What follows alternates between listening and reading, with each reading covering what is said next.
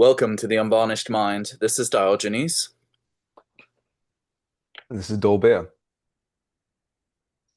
Okay, So yeah, today we're going to continue our discussion on anti-natalism. It's part two of our discussion. I think last time if you listen to our last episode, we were basically just debating the asymmetry principle of anti-natalism.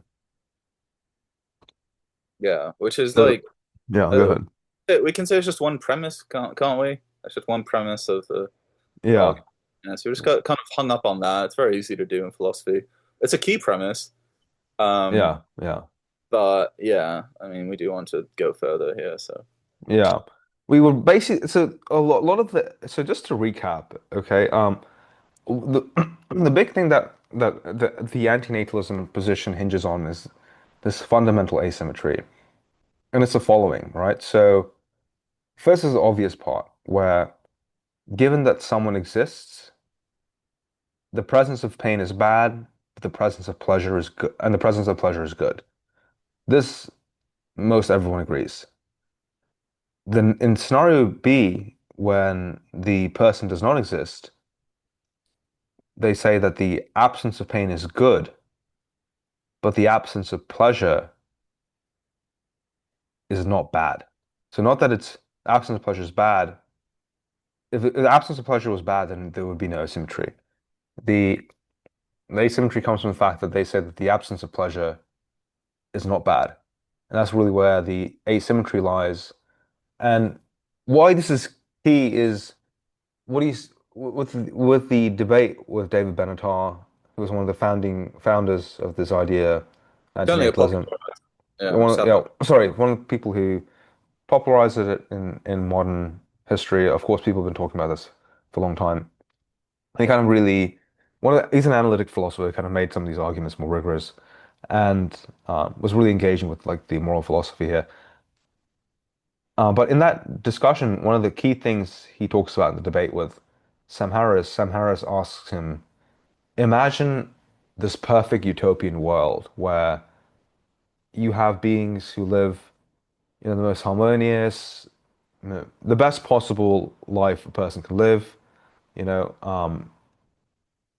And in this scenario, would you be an anti-natalist in this world? Do you think it's a bad thing to bring a person into existence? And he said, if there was no suffering and this sort of thing, then he says, then I would be neutral to bring a person into existence. He's not in favor, he would just be neutral to it. And basically, the point I think, again, maybe I wish we had David Benatar here, but what I think I think the key point, the reason this asymmetry is so fundamental, you don't need to discuss whether life is full of suffering or how much suffering, this and that. The point is just this.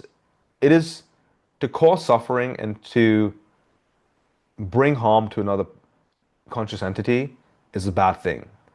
And by bringing a person who needn't exist into existence, you will be subjecting them to suffering.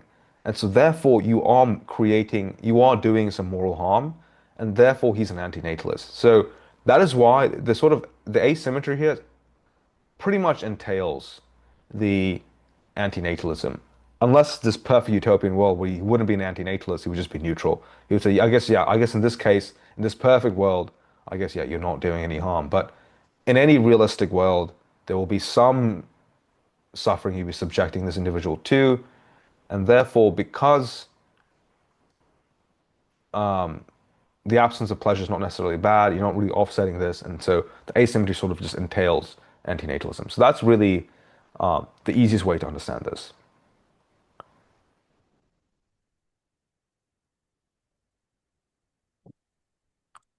And yeah, so with the debate here, I think just to recap from last time, we recommend you can go back and listen to that episode. If you want, you can listen to it 1.5x speed or something just to kind of quickly go over because we were just going back and forth about this. If I just so I think yeah, you, Diogenes, disagreed with the asymmetry yeah. argument. Once again, we don't want to get in the weeds like last time, but basically. I just Just say very that briefly, like summarize your argument. very I'll make briefly. Yeah, I don't think you can be indifferent to like bringing in the absence of pleasurable lives. What is it? Um, I don't think I think that's something to be sad about too. Um, so the presence of suffering is of course sad, but I think the absence of non-existent unconscious creatures who can't have pleasure. I gave the example of like, how most of our universe is filled with planets which have no life whatsoever, no conscious creatures whatsoever. Perhaps all other planets that exist have no forms of life or conscious life. Perhaps we are the only ones. And to me, that's sad. To me, that's sad. To me, that's a flaw of our universe. Um, and it's one of the things that makes objective reality much, oh well, so somewhat dreary and not um, not attractive. And it is something to lament. So I'm not indifferent to it. I'm not neutral towards that. So yeah, I don't buy the asymmetry argument. I'm sure there's other arguments, perhaps more well articulated, to counter the asymmetry argument or premise. But that's mine, at least. Really yeah. kind of moral intuition I almost have. I almost have. I was just trying to give kind of support it and give kind of examples of why I think that. So Yeah. Yeah, yeah. And to summarize my pushback against this in just a few sentences would be the following. So I would say it's similar to when you ask, let's say you ask a woman, what do you want in an ideal partner? What do you want? What are you attracted to? And a woman says, oh, I want someone who's nice and kind and buys me flowers and et cetera, et cetera. Not every woman says this, but a lot of women say this. And oftentimes, a lot of these women don't date the people who are like that. And I think the actions speak louder than the words, right? And the person they're attracted to can be summed up by looking at the people they went out with. And similarly, your disposition that you lament. I think the key point is my position was just with your my counter argument was that you're not sad for them, but you push back and say, yes, I feel sad for them that they don't exist. Um, my from what you say, I think yes, I am also sad that we can't meet other intelligent life and this sort of thing. But it's a sad thing for me. I'm not sad for the non-existing aliens, and I would say that you feel the same way. And a very simple thought experiment for this. Um, yeah, yeah, go one ahead. of, I think it's a little bit of a problem because all let me let emotion, me let me, let me finish. Let me finish. all Let me finish. empathetic emotions arise in like I'm stuck in my subjective perception. Yeah, sure, sure, sure. I'm Of just telling. course, I'm just it's for me. Like if you take like I'm the only one who's going to experience it. So, anyways, go on. yeah, yeah, Um, yeah. This very simple thought experiment is the following, right? So consider two individuals. You have you have this king who can give his offspring the best possible life possible, right? And so this person will have almost no suffering. He can afford all the resources. This is in some futuristic world where they're not going to have any sort of ailments. Maybe they'll even be immortal. Like they can pretty much have very little suffering, right? And consider this king decides not to have any children, or decides instead of five children to only have four children. We're not going to be sitting there crying over the fifth child. No one is. Whereas if a person who has some terrible mutation, some terrible ailment, decides to bring a child into existence who will suffer this terrible ailment as well, live their whole life through suffering, knowing this, we would consider this other person doing pretty much a crime, right? And I think that that is where this intuition comes from, in yeah, my opinion. And there's a sort of I do admit there's a sort of intuition towards asymmetry. yeah, I do so get that's it. yeah, So, so that's so, basically my so position. I just kind Yeah. of intuition counter to that. You're So gonna redo the second, the first part, yeah, mate. we're just redoing the first discussion. No, yeah, I wasn't trying to make fun of you by by comparing you to cool. the average woman on the street who claims she likes etc. etc. But anyways, go ahead. Sorry. Yeah. No, I suppose that yeah, the last my last defense last time against kind of like I think it was against well, what do I do in practice? Well, what I don't do is like waste too much time lamenting, Yeah. the sort of thing. And so you say, well, in real life, you don't lament that sort of thing very much. Yeah. Um, Whereas, yeah, perhaps I do lament. I do, yeah, yeah. So my defense was, so I do lament both. One of them is an existent thing, and one of them is a non-existent thing. And perhaps that's the real asymmetry, in my view. One of these things is something that doesn't exist, and one of these things is something that exists. Namely, there's an existent suffering thing that's like a fact, and Hmm. then there's like this hypothetical of like something that doesn't exist, but that could exist. I mean, to me, like lamenting, it's also a practical thing. So I think it's also sort of a practical response to like reality, I Yeah. suppose. Yeah, we did this last time. There's a practical Yeah, thing. It's not practical. And I said, that's hey, like, yeah, that's look, practical. Yeah, yeah, yeah, look, precisely. mate, it's not Yeah, practical to it's gonna. cry over your Well, relatives so who have passed and then it's away.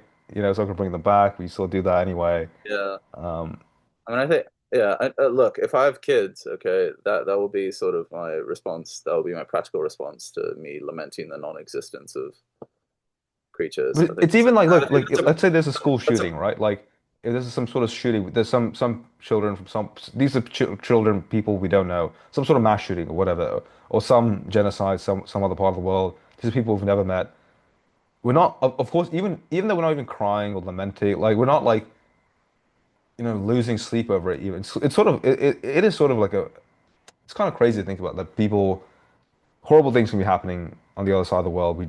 We barely bat an eye, but at least in some sides, hey, look, we what happened was a bad thing, right? But we're not sitting there like, oh fuck, it's so terrible. Like, if only like these people just have more children, and we do have it for like selfish reasons, but we don't do it for like we don't like, oh, that's such a tragedy. Like no one feels that way. And but that's basically where the intuition comes from. yeah, yeah, but yeah, we don't think it's such a tragedy in the same way because it's like yeah, in my view, because it doesn't exist.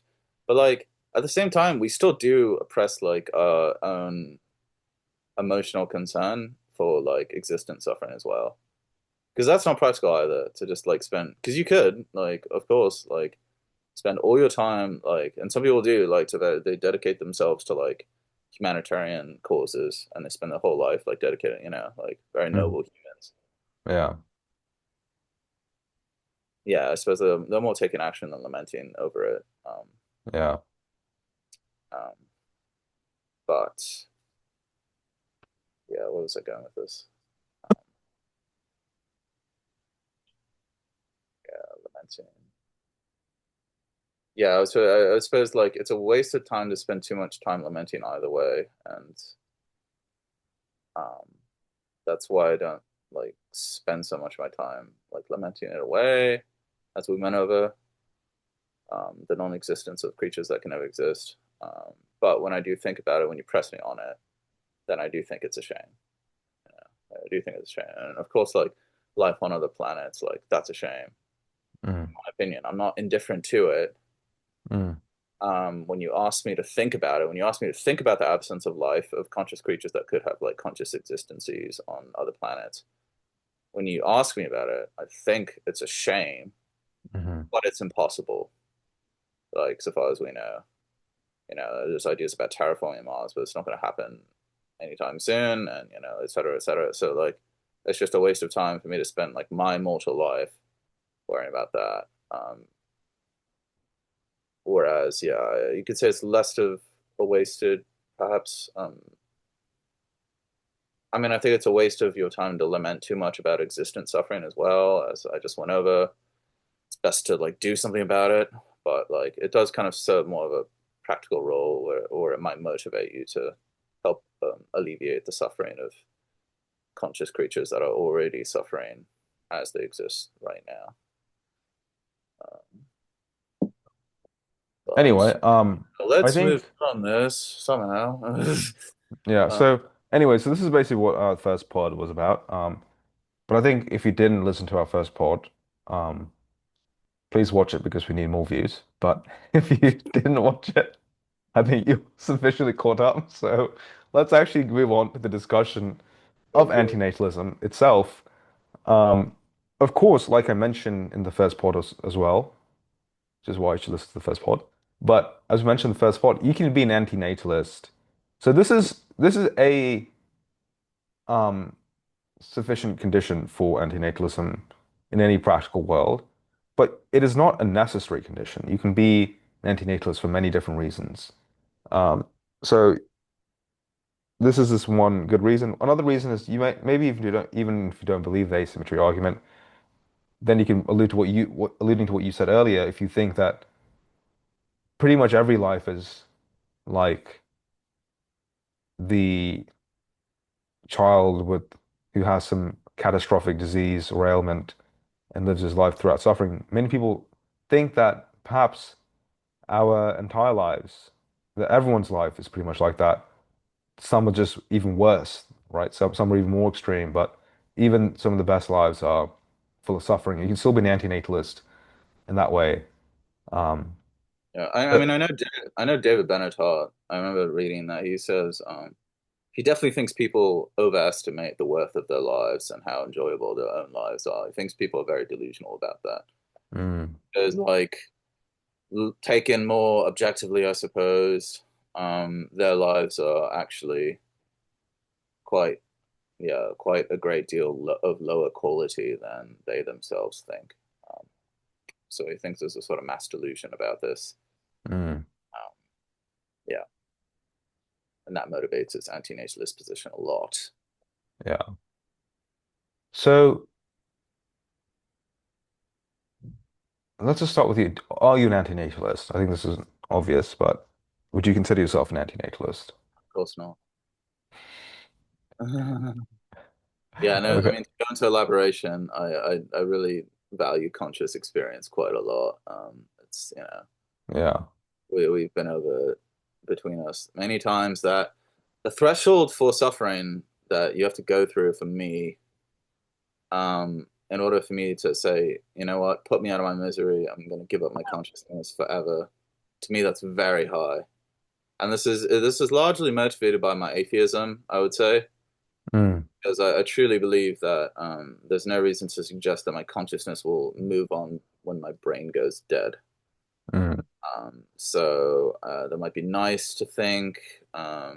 Maybe if I take ayahuasca, maybe I'll receive some sort of vision that no consciousness goes on. This is apparently a common psychedelic experience, um, where people yeah. like come to believe in an afterlife after they take psychedelic substance. But for me, Yeah. objectively, it seems very tied to our body, and once our body is dead, our consciousness is dead. And for me, that sucks because I like to do a lot in my own conscious with my life with my own conscious state.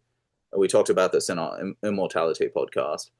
Um, so yeah, so in order for me to give that up, I would have to be going through so much suffering that would be truly unbearable, and probably much more than like you would say you would put up with, or maybe a lot of people would. Um, like if I was trying to, I was listening to a podcast between David Benatar and Sam Harris on this, and they give up the an example of like a horrifying like life experience being like like a historical example of being one of these pirates or soldiers in the 1800s who has to have the legs sawed off without Mm, anesthesia. That's like such a horrible experience.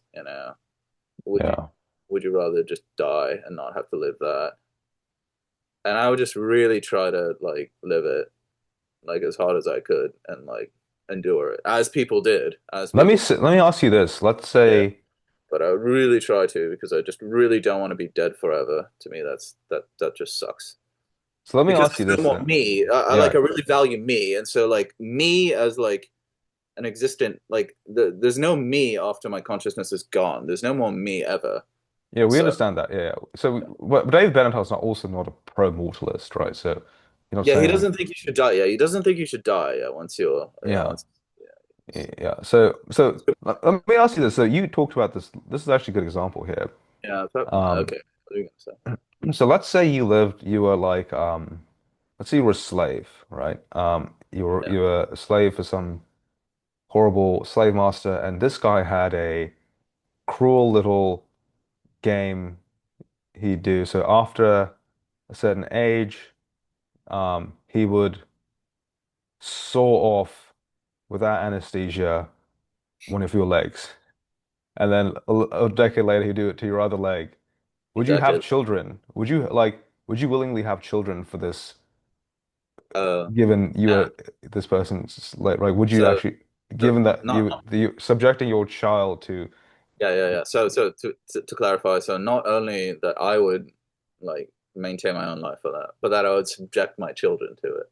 yeah, but bring Yeah, your child, and that is the yeah that's a key thing about this debate because yeah, anti-natalist position is that yeah you all not bring new beings into existence. That's the yeah, key, yeah. He's and not saying you should all kill yourselves. Yeah, that's the without the point. consent, yeah, without the consent, subject them to all the tortures of like life. Yeah. Um, it's a difficult question, and yeah. No. Look, the It reason. No, sounds look, I'll very tell you cruel this. to say yes. It sounds I'll, very horrible to say yes. The no, key, I'll tell you this. I Like, suppose, look, I'll tell you this, for mate. me, it would be like, what's the rest of their life look like, and do I think it has enough worth outside of getting your legs sold off by this like slave master, you know, to maybe at least give them the choice.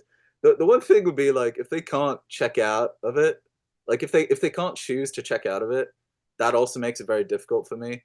Mm. You know, like they can't just press a button and be like, okay, it's too painful, it ends. No, like they have to like go through the whole thing. Yeah. Um, So fucking horrible. So that's it such a was great. We should put a 18 salt plus or suffering. something on this A episode. what? We should put a, viewer discretion advised or Yeah, viewer something. discussion advised. Um, Um, look, I'll tell you this, mate. I would say I'm not a, I would not, I am not, I've thought about this a great deal. When I first listened, this is one of my favorite podcasts I listened to with Sam Harris because it had a very David Benatar, profound, the one the with one, David Benatar. one with David Bennett. It was Okay. one of my favorite podcasts because Yeah. he asked certain questions that I didn't think about, and it really gave me pause on this. I've heard you talk about children. I think many people talk about having children in this very egotistical way. Like, I want to have more offspring, have a family. They kind of think about it. They kind of think about themselves. Um, Again, I still feel like when you talk about, I wish there was other beings, you sort of think about it in terms of yourself. I love nature. I love the diversity. I love seeing all these animals, and when I go on the safari, and I love seeing all the. And I love it too. I love seeing, But an basically, animal. like, but what you're saying is that I like the experience of thinking that and enjoying at the marvelousness of conscious life. Yeah, We all but like like to appreciate. I'm not thinking about what it's like to be each of those beings and whether or not like they are Yeah. having fun when they're doing that, etc. What is the Indeed, yeah, culmination? And I think yeah. one of the things that really was fascinating with, I mean, this is again a stereotype. I don't want to but there's a lot of, at least in films, when you see like the way they portray how people want to have children, it doesn't have to be the woman, but it's always like, oh, the woman sees like a very cute child. It's like, oh, it's so cute. I want to have one of these. And they don't think about, they don't look to the other side and see the old crippled person on the wheelchair suffering his last years, Yeah. No, having dementia or whatever, or look to they the don't. other side and see the cancer patient going through chemo and see the vast range of possible experiences that your child could likely have. And many Yeah. people, the childhood oftentimes what David Benatar was saying is that a lot of the suffering happens at the end of life. And I've seen family members, people, family who not even got term, like not even got like some sort of cancer or something, but just oftentimes the end of life, even in our very uh well with a lot of medication, anesthesia, can still be quite brutal. And many people who have children don't think about those last decades or last years of their child's life. Um, because they're not going to be around to see it. I Um, don't know, but I don't think it's just and about that. Like, that I don't know, man. it's just not what they think. Well, let me finish. Let me finish though.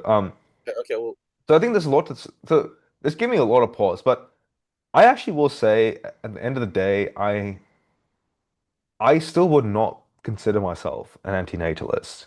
I also will say I do buy the asymmetry argument as well. I think you you don't have to um, necessarily be an anti-natalist if you buy the asymmetry argument.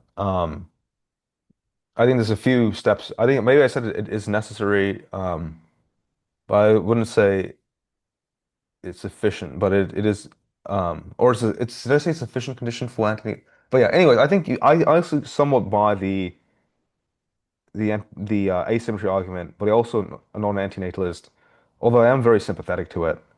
And I think I'm sort of like a conditional anti-natalist. I think for many animals, I would be an anti-natalist for their lives. Not all animal lives, but many animal lives, I'm quite an anti-natalist. I think for many kinds of human lives, you can be an anti-natalist. By the end of the day, I think I'm not an anti-natalist for certain practical reasons, but I think I have a much greater sympathy for it. So that would be my position here.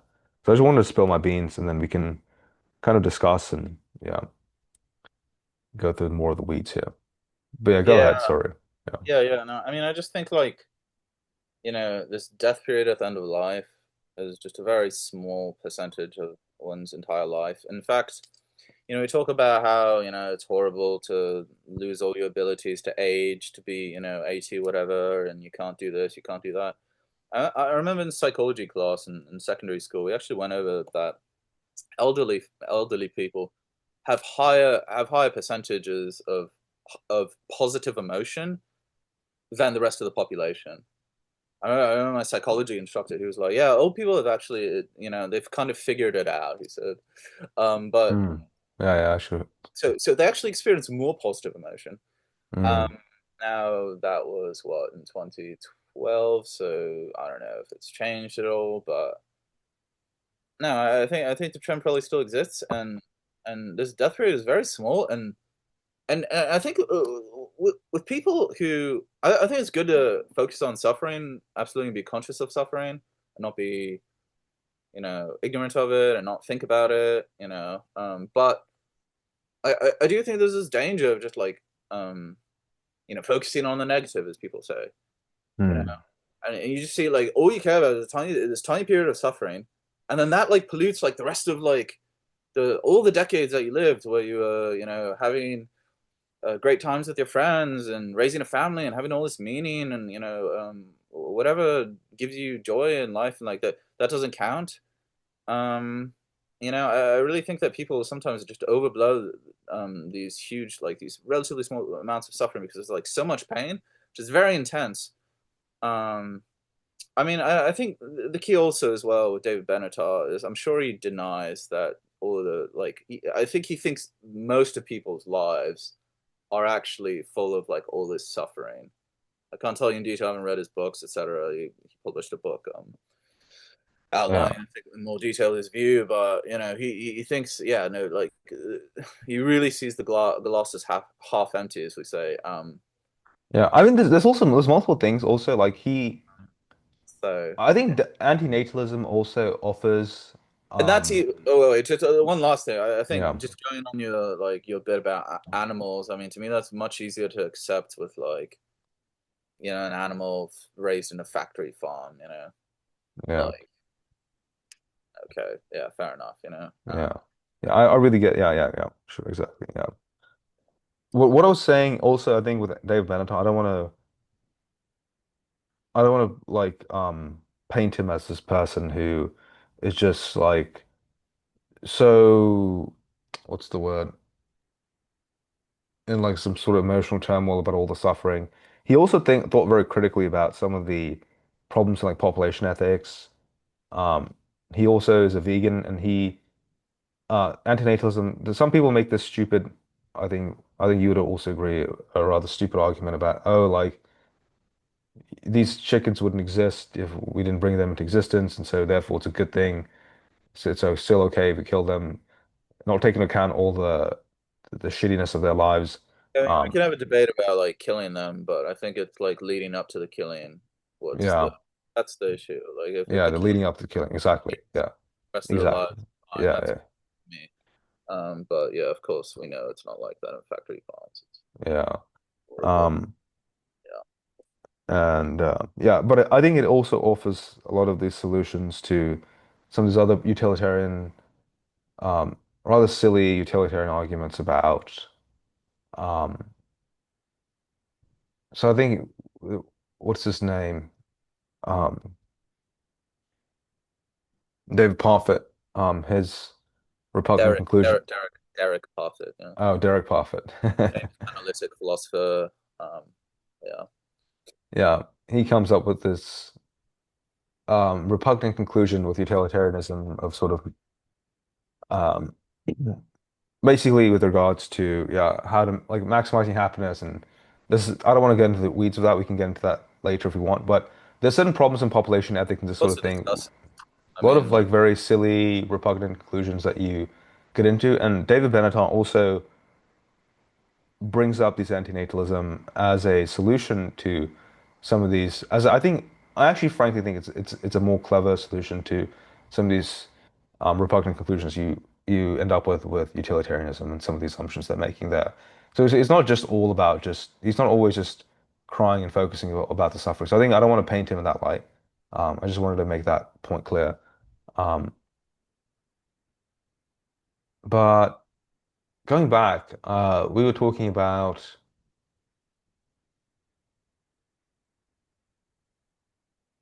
you just mentioned that David Benatar has thought about other things in like population ethics or Yeah, yeah, yeah, yeah. I was going to say something else. So, stuff to discuss here.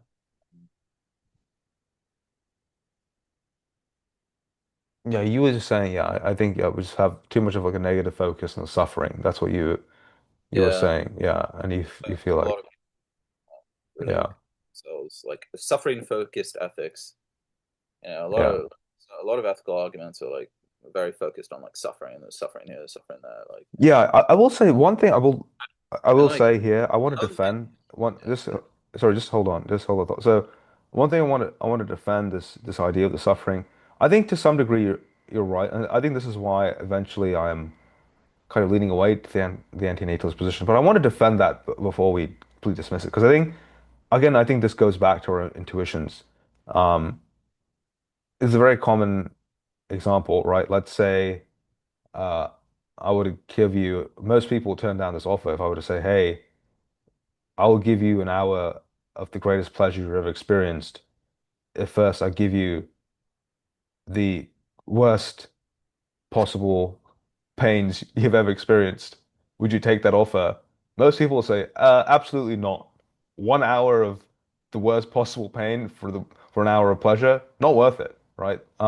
I think there's definitely asymmetry there where um, yeah. we yeah there's at a certain point like I think like in some sense I feel like the pleasure is sort of capped at a certain point whereas the Yeah, pain can just it just goes forever it's like it's I want to really go like into in, this yeah because it's very important. Like if we said like okay like we'll like make you run hard as hard as ever for like an hour like some people say, okay, like I know what kind of pain that is. I'll take it. I'll suffer through like the worst workout ever. But if it's like the worst possible pain, pretty much no one will take it, you know? So there is definitely like an asymmetry there. Um, Even I'm sure you would not take it despite your very pro-mortalist, oh no, not pro-mortal, like the very pro-natalist or pro-consciousness sort of viewpoint, right? So I think there is a kind of sort of an inbuilt stuff, asymmetry with Well, regards I to mean, that. no. I mean, look. I think this has a lot to do with what we're evolved to do. So, you know, no, things cannot. They can only get so good. Yeah, Um, and you know, but things can get really bad, and that ultimately is what's going to keep us alive because there's just all these things trying to kill us, like in nature. yeah, So it's much more important, for us to. I mean, it is important for us to like seek things that give us pleasure. Um, like one of the most intense ones being sex, because that's how we reproduce. So we need that pleasure to like really go for. That's why we have the pleasure is to do that. Same with yeah. eating good food. We have that because like, and of course we have it for like You- unnutritious like foods. That's why we're overnourished as a society because yeah. we want to We like need have to eat food so all this we can sugar. survive long enough to find a mate to have sex. That's all. It all comes back to the sex, you know. It's all That's about why, yeah. I mean, the processes that gave rise to those pleasures, that's what they were designed to do. They were designed to like help us. We were constantly in a famine state, so that's what we need to do. We need to love sugar as much as possible and eat whatever. Like whenever we had it, we needed to eat as much as possible. So that's the thing. yeah, Um, whereas yeah, I think that's pretty much the height of that. But then there's all these things always trying to kill us. There's always dangers. Like I think that's probably a much higher percentage of our existence is like avoiding all the shit that can happen to us. And there's no limit to it. Like just walking around, you can twist your ankle. Just walking yeah. around. And immediately everything sucks. Immediately, and so like pain is just so important. People who don't have pain, you're like, oh, wouldn't it be great to have no pain? Well, I mean, obviously not, as we all know, because then you end up hurting yourself, you end up injuring yourself very badly because you can't feel. So it's just very important. The pain and suffering is very important to like keep us away from dangers, which are everywhere. Yeah. As we've been over, our entire universe is hostile to life. Contrary to I think I dumped on it last in our last episode, but the fine tuning argument of religious people, saying, "Oh, the universe is fine tuned for life." No, it's not.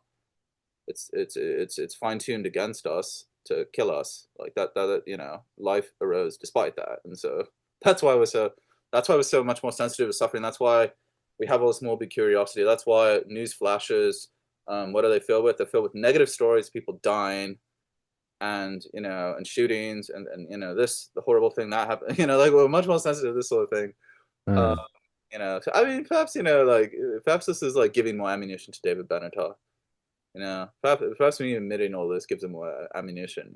Oh well, because we're designed to look at all this negative thing. That's what makes our lives, more shit than we will admit, etc. Yeah. Yeah, I don't know. All right, let's take a quick break for our sponsors.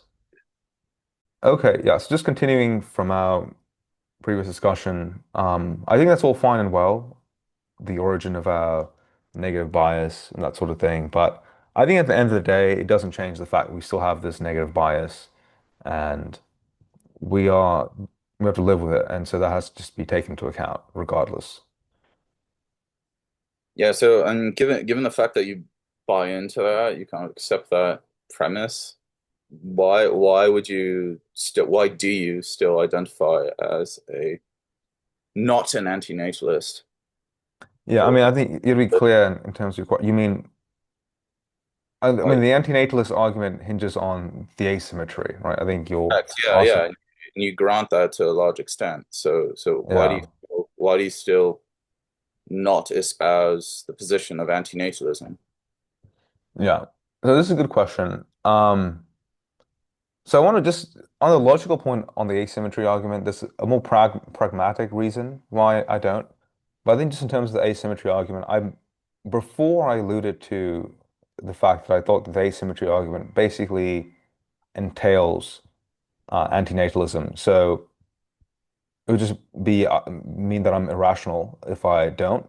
But that's not quite correct. I think here's a key point here. So the reason David Benatar is an anti-natalist is he doesn't put any value in the presence of pleasure for someone who doesn't exist, right? And basically his point is, look, you can have a life which is well, perfectly optimal, full of pleasures and meaningfulness, and it's fully a very meaningful and pleasurable and interesting life.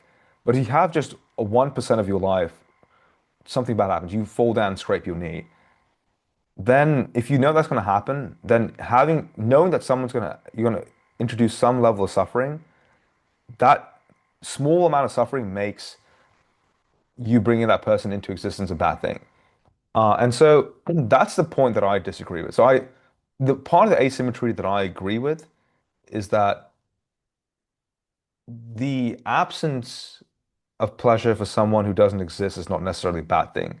But I don't think the calculus of, oh, this person had one negative experience or some small amount of negative experience means that automatically that their life was about bringing that life into existence is a bad thing. I think you have to evaluate this life holistically. So I think that's where I would disagree. So the asymmetry I agree with is that I'm not mourning or upset about the absence of pleasures in other worlds, but I think that the calculus of the entire life needs to be taken into account.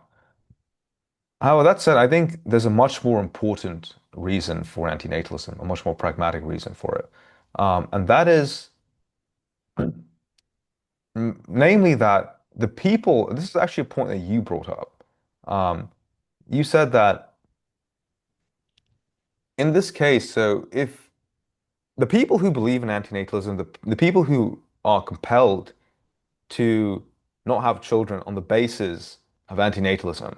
Okay, and this is different. There's a lot of people who are not having children for other reasons, because of perhaps financial reasons, or just having a child is not very appealing.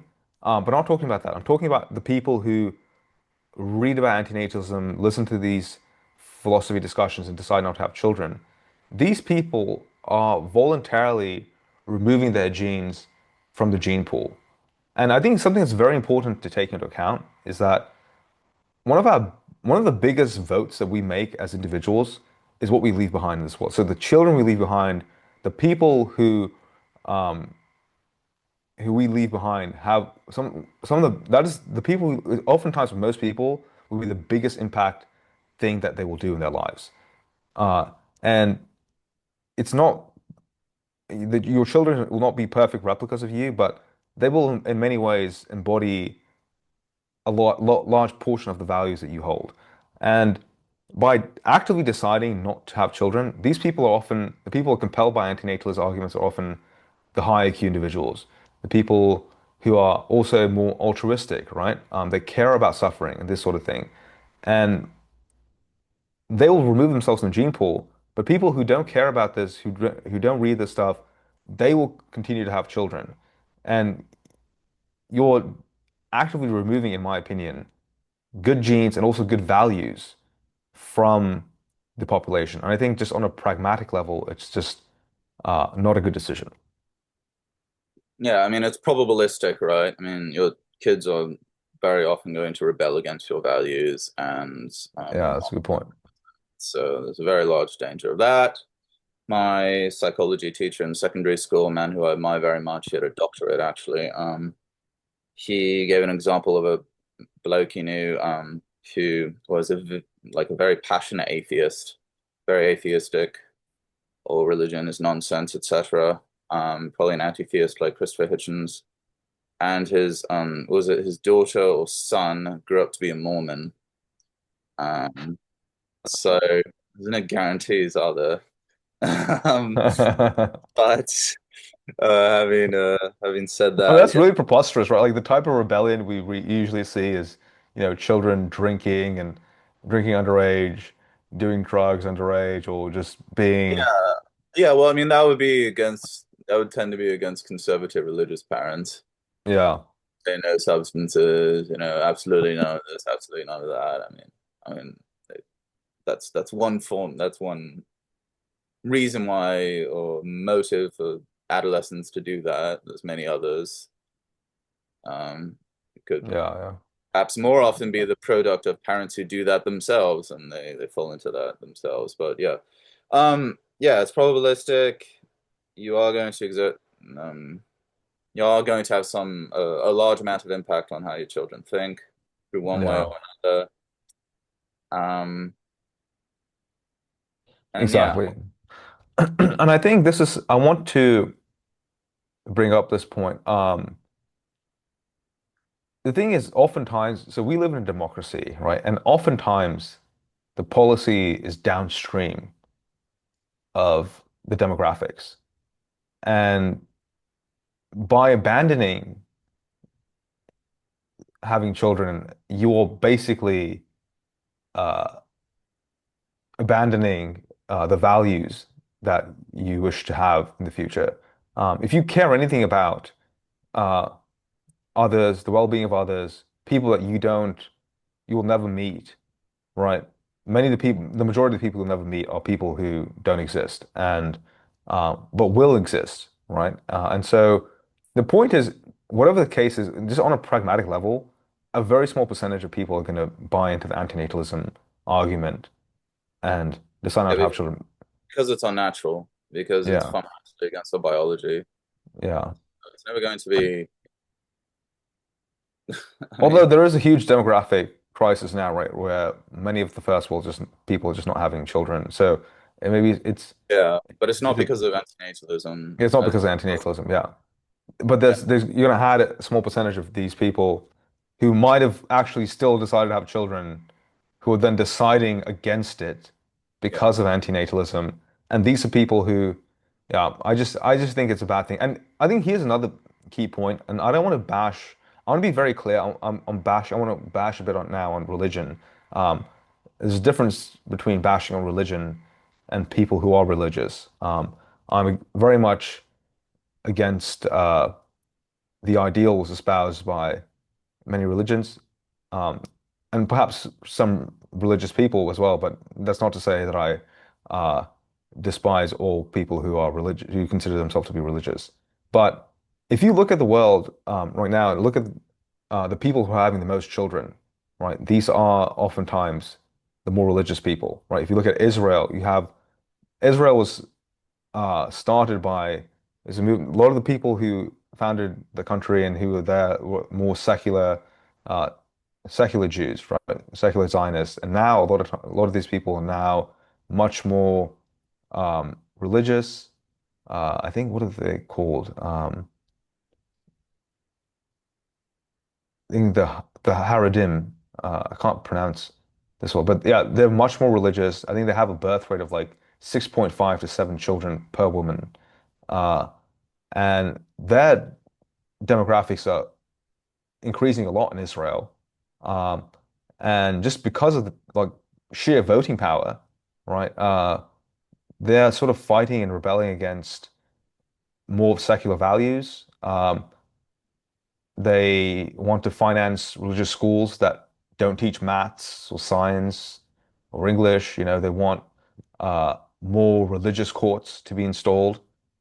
Consider the case of just America itself, right? Very recently, we overturned the Roe v. Wade decision. Um, and of course, the decision to overthrow it was not made on purely religious grounds. The justification was more on legal grounds. But the reason why particular judges were installed, the reason why this decision was made was a push by a more uh, a religious population who voted in uh, the Trump's administration and the Republican administration, who were much more in favor of these religious ideals. And therefore, even though it's not like that America's now a theocracy or that this was a theocratic decision, but the the values that these judges had and the values that the people hold have influenced uh, our actual policy, right? I think George Bush also banned uh, embryonic stem cell research based on some sort of viewpoint that, these clusters of cells possess some soul, so this was some sort of immoral thing. Obviously, the The justification was not the premise is that life religious, begins at conception. So as soon as the sperm penetrates the egg and it becomes a what is it? the The zygote, yeah, what's the correct term for like the the pre? zygote, the zygote. Like it's a zygote, right? It's a Yeah, zygote. Yeah, yeah, yeah, okay, yeah. zygote. Yeah, As soon as it becomes a zygote, I had at uni there was a girl I was talking to, Catholic, yeah, and she was saying yes, that's you know that's the key is that it becomes a life as soon as that happens.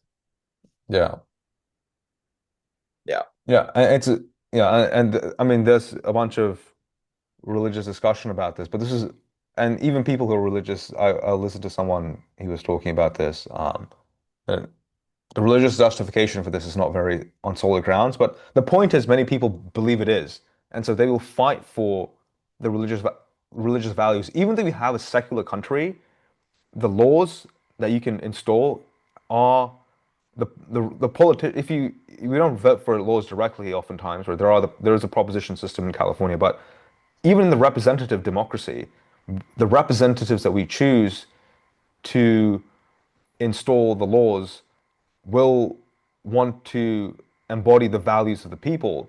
And if the people are largely religious, they will vote in laws that are in favor of what the religious people want. Another very interesting example, Indonesia, right? It's even though it's a Muslim majority country, it was founded on very secular and pluralistic doctrines. I think it's called the Pancasila or something. I can't pronounce these words, but you can look that up. However, because of the high Muslim majority country, how predominant the uh, Muslim population is and how conservative they are, the nation, you can see just the laws they're installing are sort of sliding towards more of a theocratic ideal. And actually, in 2022, the parliament, Indonesian parliament, passed a new criminal code that actually outlaws sex outside of marriage and cohabitation for everyone, including non-Muslims, which is funny and interesting to think about because a lot of this still goes on. yeah. And But they have blasphemy laws actually in yeah. Indonesia. Like I read a story about a bloke in prison for committing blasphemy.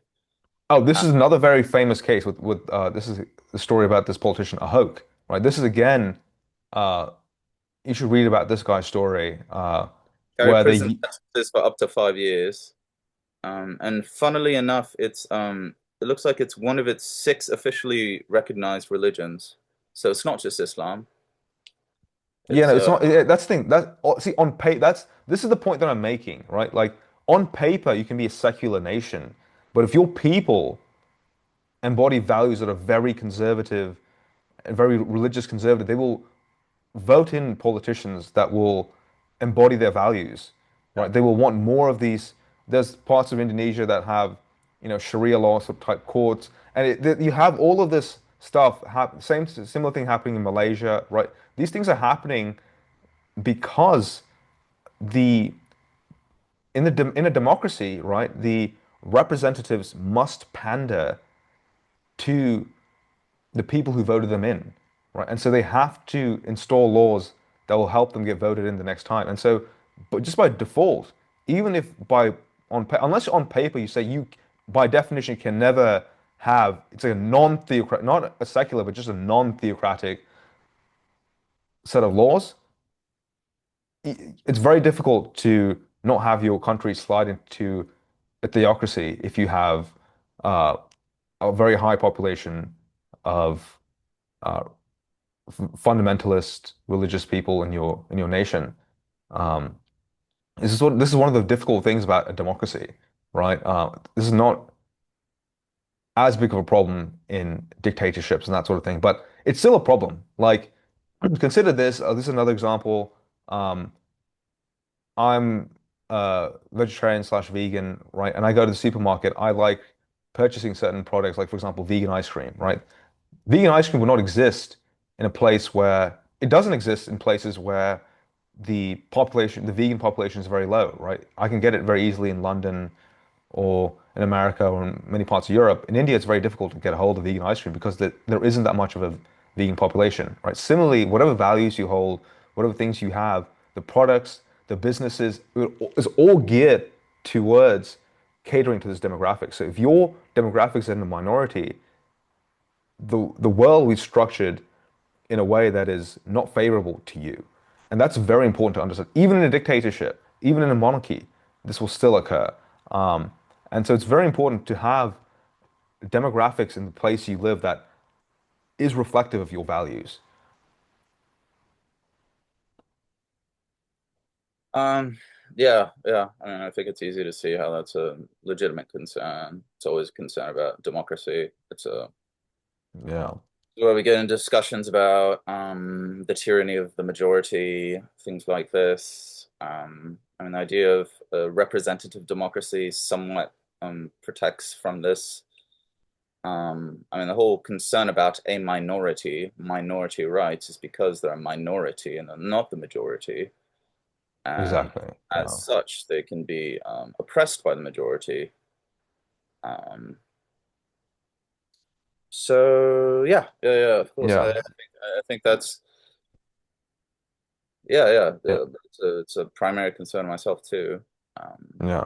It's not even like I mentioned with the vegan example, right? It's not even like, for example, it's not like for me, let's say I go to India, it's not like people are trying to press vegans. It's just that there just aren't enough vegans. So no business wants to create vegan ice cream when a very small, like if 100 people are going to purchase your ice cream, there's a very high cost to creating a sort of manufacturing plant that can produce certain whatever vegan products, right? And so if your people with your ideals are not very well represented, just businesses, it's not like they're trying to even oppress you, right? Even if you live in a dictatorship, that's not a democracy. Your life would just be much more difficult to live out. And so I think that's why it's yeah, it's very key. Imagine for example, take for example, you live in a country that's very religious, right? There's no laws that says you can't cohabitate or have sex before marriage or anything like that. But let's say just majority of people just naturally don't do that, right? I mean, first of all, for if you wanted to, you know,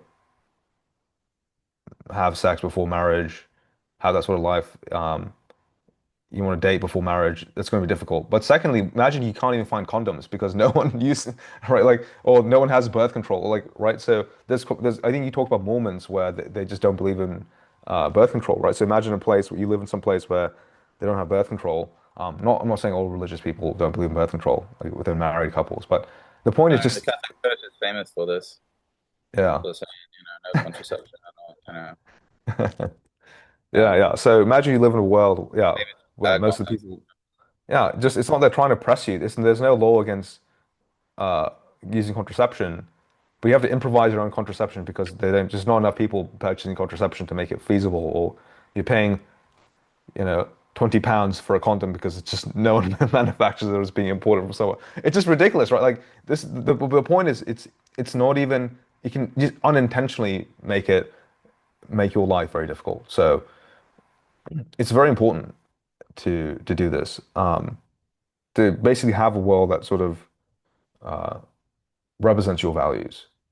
So just on a practical ground, I just think it, it's it's a very bad decision.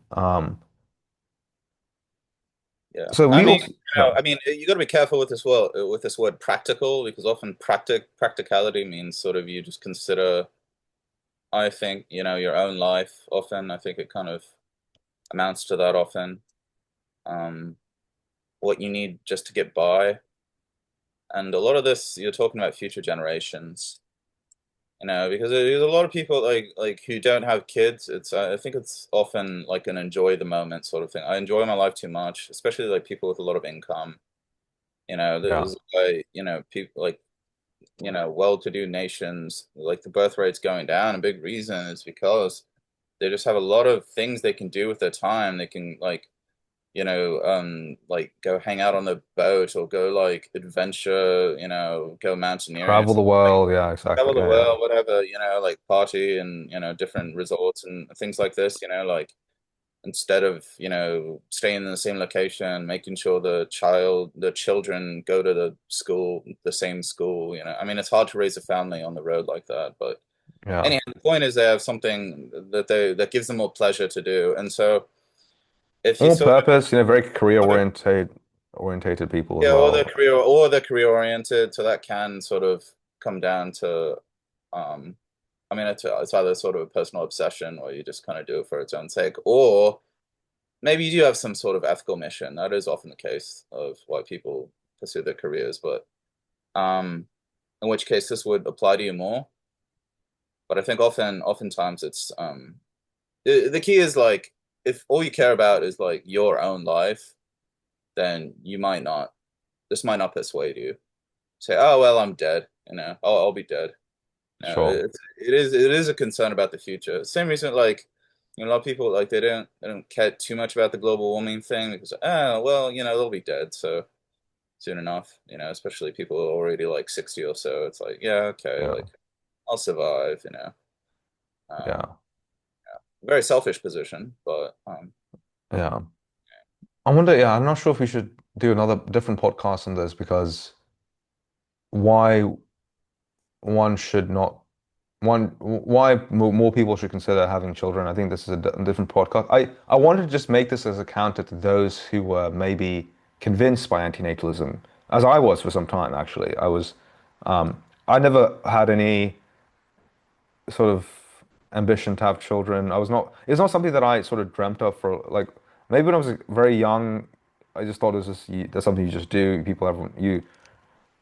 This is the way you're taught. You go to school, you get a job, and you get married, you have children. That's just sort of you sort of think of it that way. But as I got older, I was never the prospect of having children never really appealed to me or sounded very exciting to me. And maybe in some ways it still doesn't quite.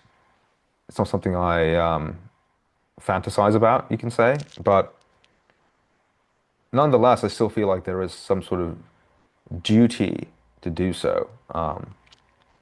But that's a different. I think that's a different discussion. But I just wanted to gear this toward the people who maybe wanted to have children, but then were convinced by antinatalism not to.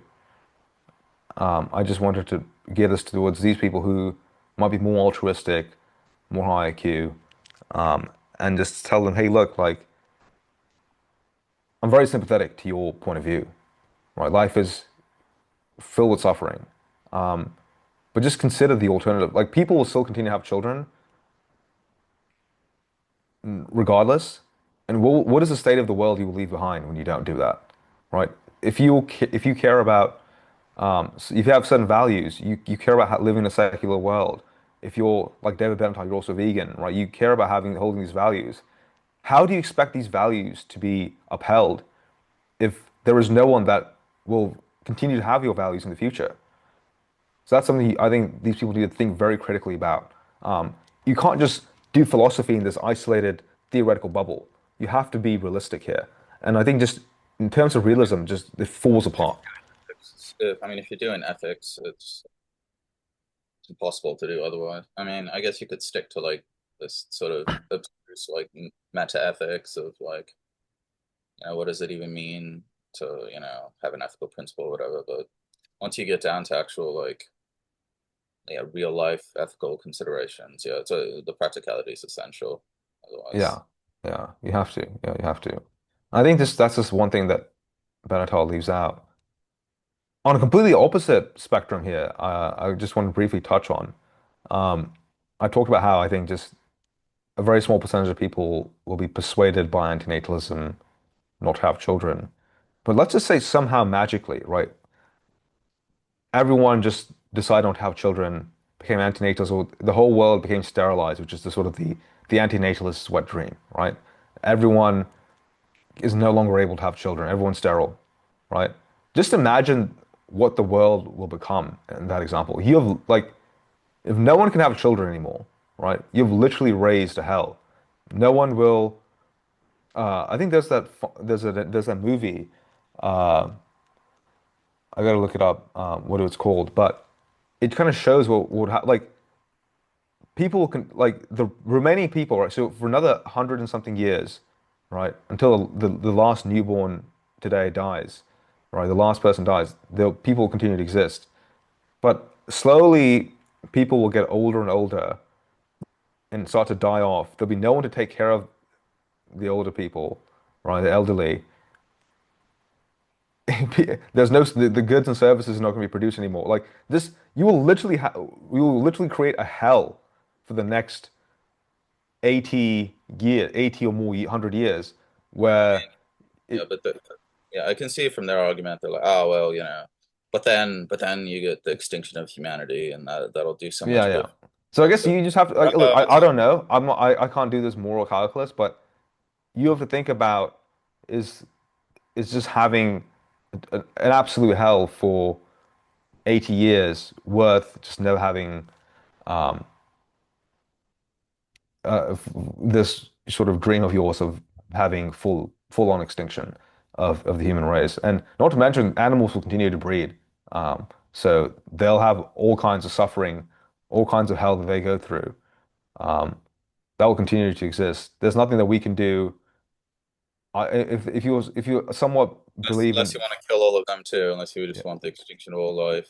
yeah, The reason why I don't care for this argument, or why I yeah, don't care for this position, I think it ultimately ends up being against life in general. yeah, As we went over in the last episode, life is largely engineered to be very sensitive to suffering and negative things because that's much more relevant often to our survival and reproduction. So we've evolved to be very sensitive to negative things. Um, and then, the positive things we respond to are kind of more limited. And once we get the food, once we have the sex, like, it's not like you can just keep piling it on forever. Whereas there's always like, I mean, things can get really bad. Like you can always kind of suffer more, and it can always get worse. Like that's yeah, you always need to be sensitive to that. There's always a need to avoid that. There's not always a need to experience positive emotion endlessly. It's just something we want to do now that we know how to like now that we can like manipulate our environment. We have civilization, things like this. Um, but naturally, that's not how life works. I don't think.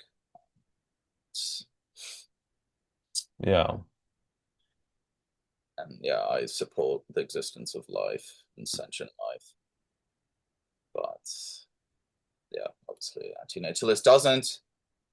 Um, yeah, I think this is something where like with anti-natalism, the other thing, because I was very sympathetic to this view. With the thing is, yeah, it's just one person. It seems okay, yeah, this person doesn't have children. That's fine, whatever. But if you just go to the full extreme where the whole universe becomes sort of devoid of life, right? You have a fully sterile world, fully sterile universe. yeah. Um, As we went over, that is most of it. That's the yeah, large, vast majority. yeah, Like, yeah, we know of yeah, no instance of life outside of our tiny, uh, minuscule little planet. So yeah, yeah. I think so. I think here's the other thing. So I talked about the asymmetry. So I think although I would still contend that it's not bad that this you have this sterile universe, I will say it's not good. It's not optimal, right? A positive like this is sort of just the null state, right? So it's not necessarily bad, but it's like it's the most boring. It's just the zero state. Zero is not the highest number. The optimal would be a life, a world with like it, well with nothing, right? It's almost like the universe just it doesn't even matter. Like there's no no sense. There's just no sense of good or bad or any sense of values in a world devoid of consciousness, and it's just not the optimal. You're settling for like it's like the most safe solution, right? It's it's very hard to explain. It's just not optimal. Like you're fighting for just a sort of non-optimal, just non-bad solution, but it's not. the most optimal solution. I think the point of life is to continually to improve on the standard of living, right? The standard of living we experience today is so high, right? We have so much entertainment. Think about the quality of food that we have, right? How we can the cuisines that we have that's possible because we can import ingredients from all across the world. We're able to grow things, plants in places that never used to grow them, and the cuisine is so so much variety. We have all these luxuries like air conditioning and these unbearably hot tropical countries. We have centralized heating in very cold places.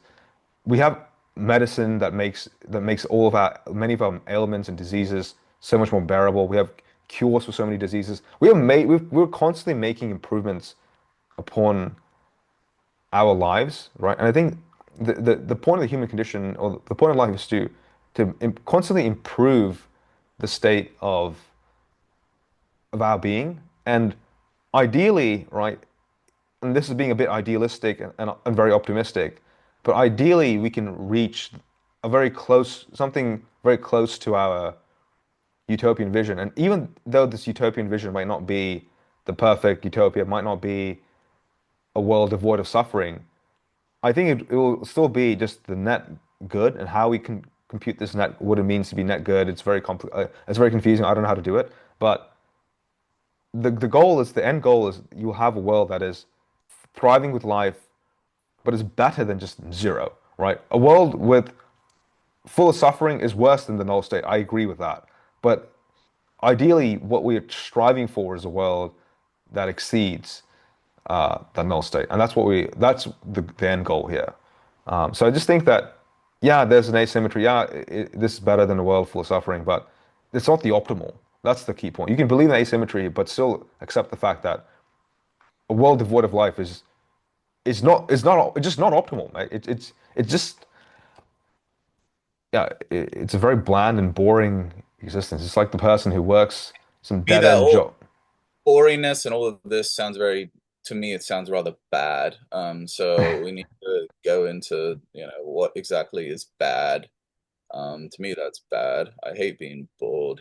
I hate living in a, you know, dull state of being. So, I mean, this just reiterates my same argument about how the absence of life is a bad thing, and I'm not indifferent to it, blah, blah, blah. To me, Yeah, I mean, it's just that it's there's a no one to be bored. bad, I guess you can bring up that point. yeah, Then and it we piss can away get my into the life. whole. What? Then we get into the whole thing. Well, there's no one there to be bored. It's a boring universe, but there's no one there, so there's no Yeah, one yeah, there there's to no be one there. bored. Exactly. Yeah, yeah, So yeah, yeah. So we what's can go wrong with on and that? on about this. Yeah, yeah. Yada, yada, yada. It's, yeah.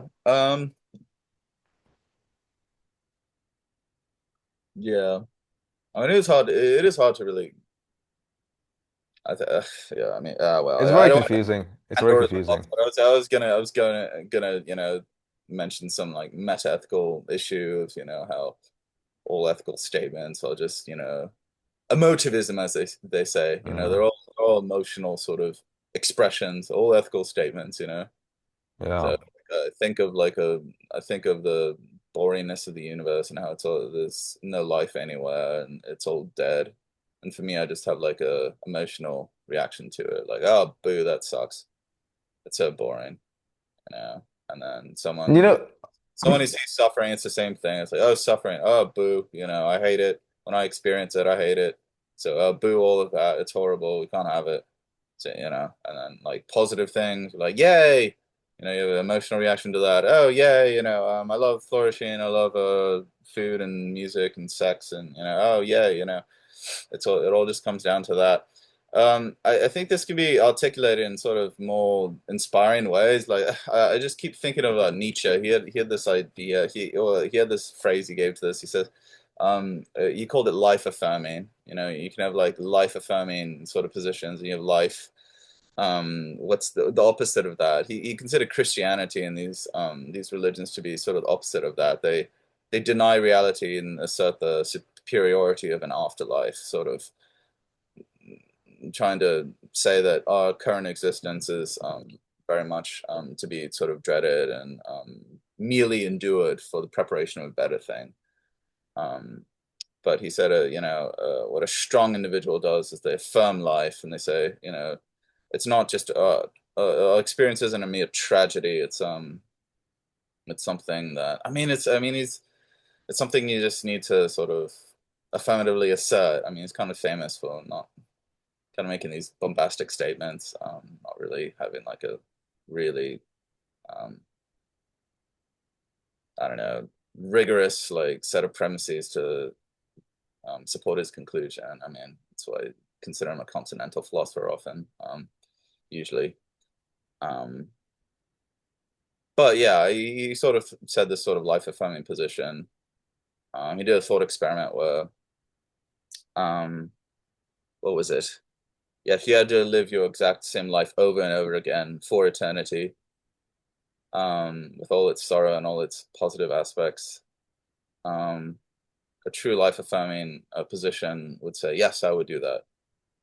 If you had to relive your life over and over and over again, would you do that? Mm. Would you not do that? If you say no, then well, I guess you're not life affirming.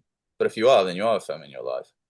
He said like Mm. that's everyone should live a life such that they feel that way about it. Um, Mm. yeah. Um, By the way, do you have a passage or something directly quoting Nietzsche? Or if not, we can. yeah, yeah. I have a good one. Actually, before that, I just kind of want to elaborate more on what his position is a little bit. So he thinks like he believes in this sort of figure called the Übermensch, and this is like the translation is Superman, but this is the man who is able to create his own values and assert sort of this creative force, um, and sort of kind of like a create like a sort of a poem out of his life or a piece of art out of his life. Anyhow, so and he has like a reason for his existence. Like we said, he would be willing to live his life over and over and over again. But here it is just it's a very brief quote, kind of about what he thinks your position should be towards sort of the hardship and the suffering of life. Um, of course, I'm going to have to just briefly quote it in German. It's a short quote. Wer ein Warum zu leben hat, erträgt fast jedes Wie. Okay, he who has a why to live can bear almost any how. Um, so that's a key. You have this Übermensch who sort of finds this like why, this sort of he often says maybe a will to power too. It's the title of one of his works. Um, and because he has this sort of self-created purpose and this affirmation of life and like why it's why that like this self sort of the sort of valor no this sort of value on existence itself. It's so profound. um the individual can bear the suffering that comes with it, um as opposed to just collapsing underneath it. um Sort of it's also sort of a denial of nihilism. Nietzsche famously, in his work, thus spoke of Zarathustra, the figure of it. I think the main character is Zarathustra. It's been a while since I listened to it. Got to do it again. But he affirmed that God is dead. God is dead, and God would be sort of the proxy for like the sort of values that we took for granted that are in his view not life affirming, sort of life denying, as we just went over. They sort of say, well, the true thing is the afterlife. It's not this life. So denying the reality of this life, denying the sort of the saying that this life is only about that future life where everything's going to be great. And he says, that this is dead, like because of perhaps partially because of scientific innovation, things like this. That's dead. People aren't believing as much, and so we need this figure of an Übermensch who will create his own values in this void, Mm. nihilism. Because people say, often people make the argument, the religious make arguments, for their religion as being, well, Without religion, where do our values come from? Where do they come from? It's you have no values without, you horrible atheist. Why don't you just, and then they say, oh well, that was why we had these atrocities like Hitler and Stalin, etc. They say this was to fill the void of religion, etc. But Nietzsche says, no, this is forgiven Übermensch, who will affirm the necessity of life, and all its suffering, but still has its purpose, and moves beyond nihilism. We should do another pod on this. Nietzsche, yeah, I found a lot Yeah. of it kind of strange, um, and yeah, it's almost a sort of it's almost sort of literary. It's not like very rigorously philosophically drawn out, but we just went over like ethics often boil down to emotions. Like if you accept emotivism, which a lot of analytic philosophers do, like A.J. Ayer, one of the Hmm. founding sort of figures of analytic philosophy, espoused emotivism, said all ethics is just, boo murder, boo this, boo that. That's all ethics is, according to him. It's nothing more than that. Um, and so from that position, there's nothing wrong with what Nietzsche's saying if that's all ethics is. That's as good as any other ethical position. Um, so yeah, Yeah. comments. What was that? Just any comments you have. Yeah, I had a bunch. So I'm not sure because I think late you said you don't quite agree, but with it, is that what you were saying? I didn't quite just pick up the last part. Were you saying you don't? There's some problems with his point of view or something? Is that what With you're Nietzsche? saying? Or yeah, with what the quote you just said about the Übermensch and stuff. Yeah, yeah. Well, it just seems like his thought is like it's not very it's just not like done like analytic philosophy where you have like premises and a conclusion. Mm.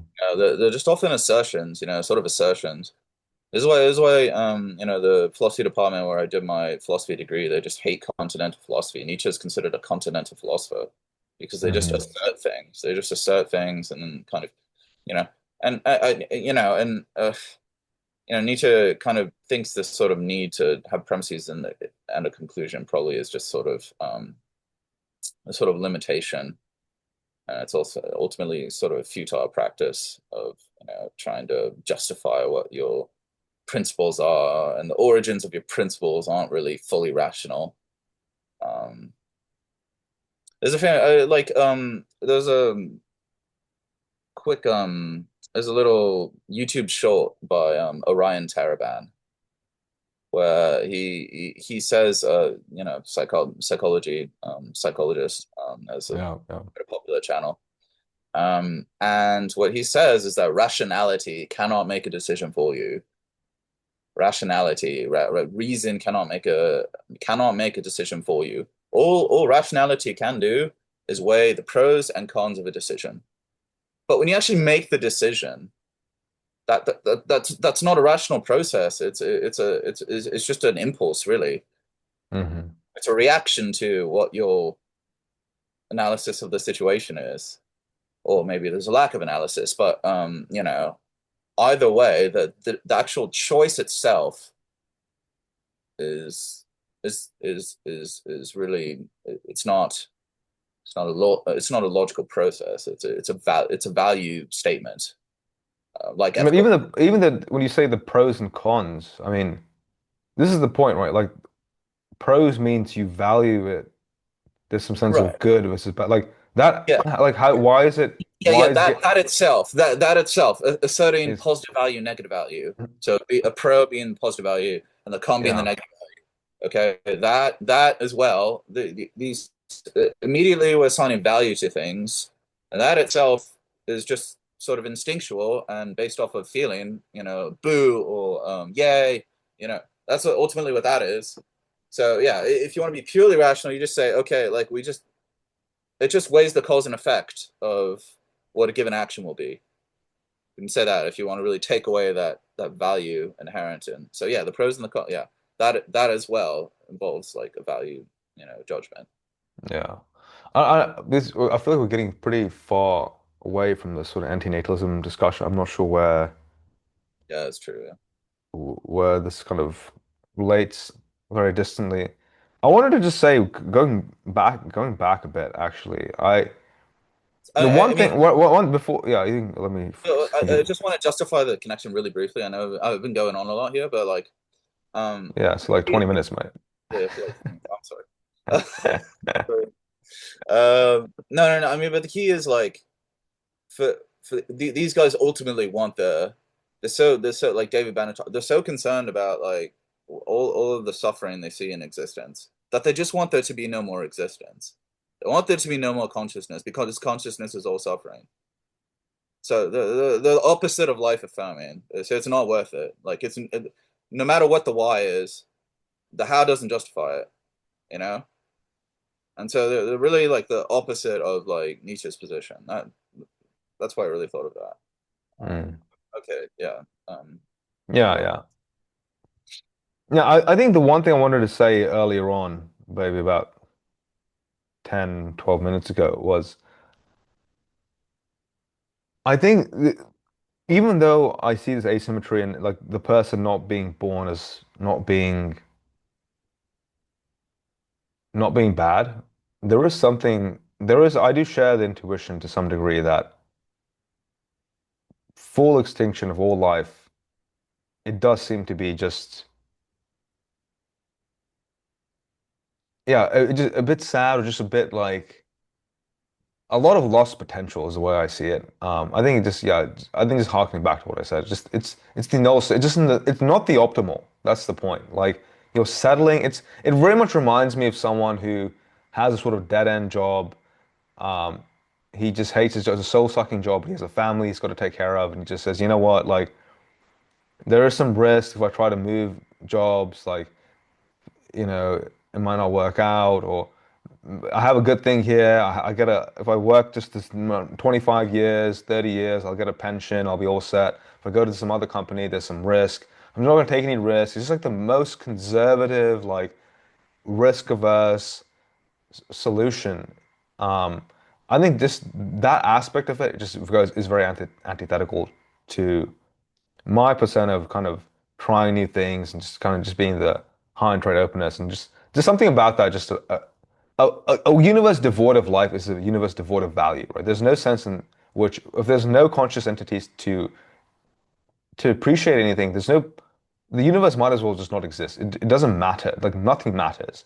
Um, and I agree matter that things mattering is like that's a product of life existing. That's a product of consciousness existing, right? Yeah, yeah, like creatures need to value things so that they can survive and reproduce.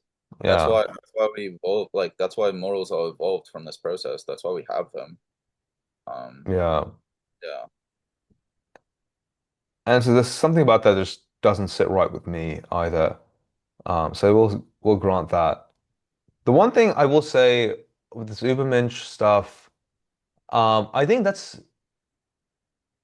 one starting point to look, one way of looking at things. There's something very empowering about that, but there's also something, in terms of the anti-natalist position, I find it also somewhat um, not compelling in the sense that if you say, hey, look, like, hey, son, life is gonna suck. It's gonna be horrible. But if you have the why, you'll be able to endure it. Like you're gonna get your legs amputated. It's good, but if you have a strong enough why, it's gonna be worthwhile. I think that's a sort of like to bring up someone into existence is not very compelling. Given they exist, then I guess yeah, whatever. But um, though I really think the way to sort of bridge the gap honestly, in my opinion, it comes from sort of Eastern philosophy and mindfulness and meditation practice and some of the Buddhist ideals. I think this is something I want to have another discussion, another podcast about. But if you do psychedelics, for example, when I did LSD, I had many profound realizations on my trip. And one of the big realizations that I had was that pain is not suffering, and that a lot of the suffering we feel in our day-to-day lives is very much self-perpetuated. Like suffering is self-perpetuated, pain is external. Like pain is you can't really control whether like some stimulus causes pain to you, but how much you suffer as a result of that pain is in your control to a large degree. There's also studies, scientists have also studied this stuff with pain, and a lot of the pain and the suffering itself is also sort of even the experience of pain, how badly something hurts, very much depends on like your psychological mood. If you're very stressed, the same stimulus can cause a lot more pain than if you're in a different state of mind. Opiates and stuff don't actually like remove the pain. It just changes the way you interpret the pain.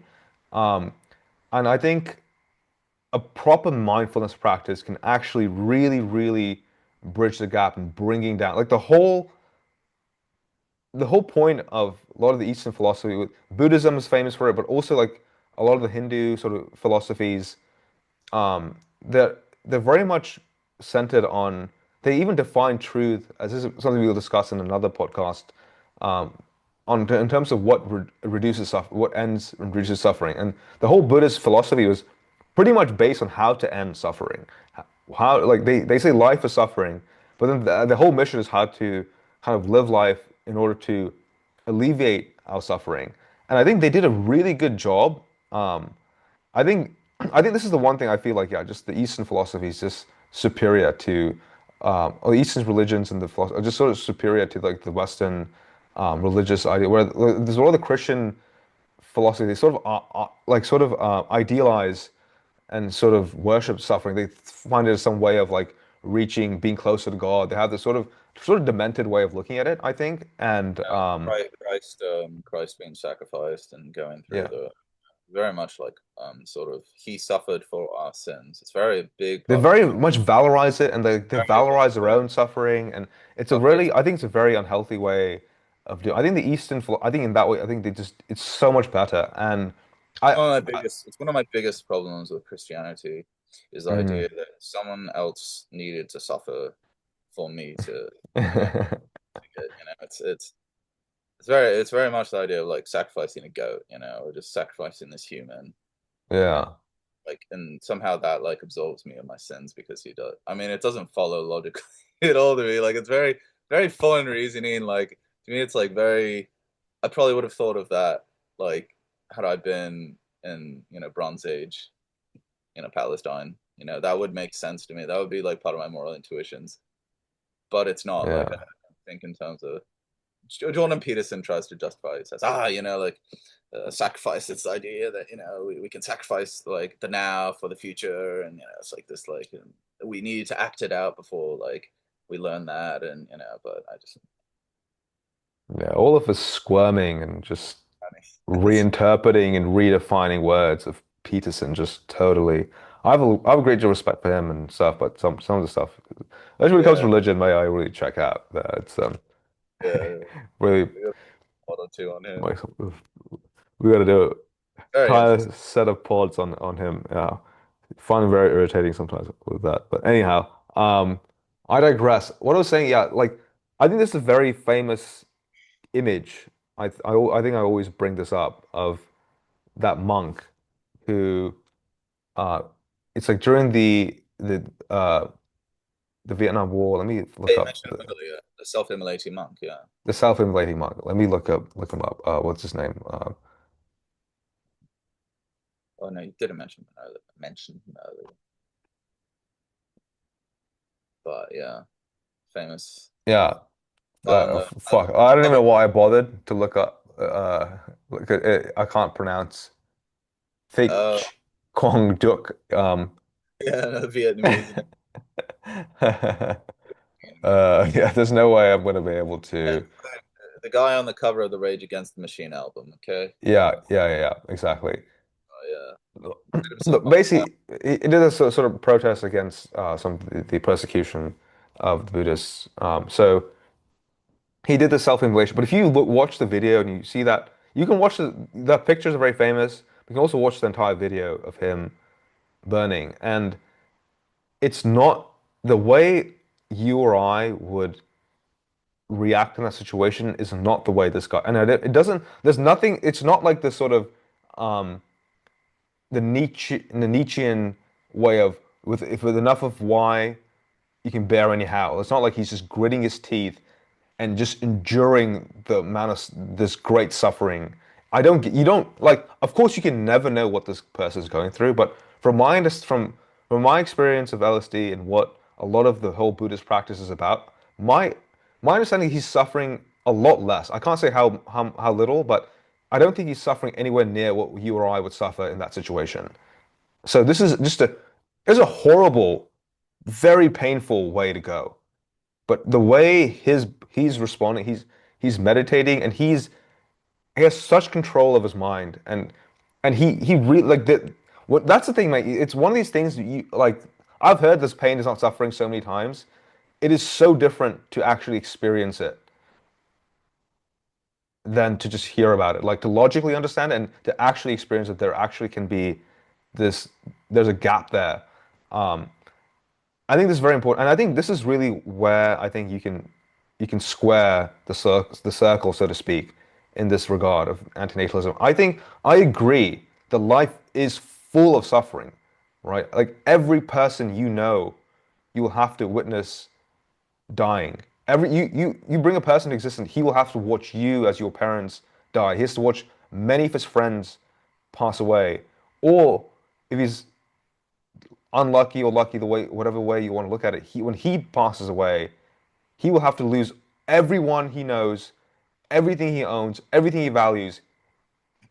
Right? Even in a world that's he's brought not assuming he's not going to go fight in any war, go through some extreme suffering in that way. He's not brought up in a war-torn country or gets tortured by some mafioso. Like imagine even like some of the one of the best possible lives he can possibly live. Even the first world, there is still this great amount of suffering this person will endure.